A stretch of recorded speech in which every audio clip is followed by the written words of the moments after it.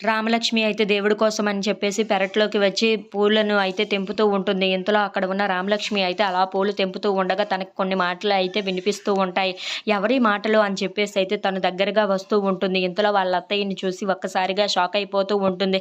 ఏంటి ఇంత తెల్లవారేసరికి వీళ్ళకి ఏం మాట్లాడుకుంటున్నారు ఎంత సీరియస్‌గా అని చెప్పేసి అయితే అనుకుంటూ ఉంటుంది. అయినా ఇంత పొద్దు పొద్దున్నే ఏంటి మాట్లాడుకుంటున్నారు అని చెప్పేసి అయితే అనుకుంటూ ఉంటుంది. ఇంతలో వాళ్ళ అత్తయ్య అయితే అక్కడ రామలక్ష్మిని ఎలాగైనా ఇంట్లో నుండి పంపించేసి నా హోదా ఏంటో నేను చూపించుకోవాలి అని చెప్పేసి అయితే అంటూ ఉంటుంది.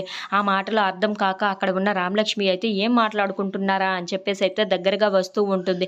ఇంతలో అక్కడ ఉన్న వాళ్ళ అత్తయ్య అయితే ఎలాగైనా రామలక్ష్మిని ఇంట్లో నుండి పంపించేసి నేను ప్రశాంతంగా ఉండాలి అని చెప్పేసి అయితే అంటూ ఉంటుంది. ఆ మాటలన్నిటికి అయితే ఏమీ అర్థం కాక అక్కడ ఉన్న రామలక్ష్మి అయితే చాటుగా వచ్చి వింటూ ఉంటుంది. ఇంతలో అక్కడ ఉన్న రామలక్ష్మి అయితే ఏంటి వీళ్ళు ఏం మాట్లాడుతున్నారో నాకు వినిపించటం లేదే అని చెప్పేసి అయితే అనుకుంటూ ఉంటుంది.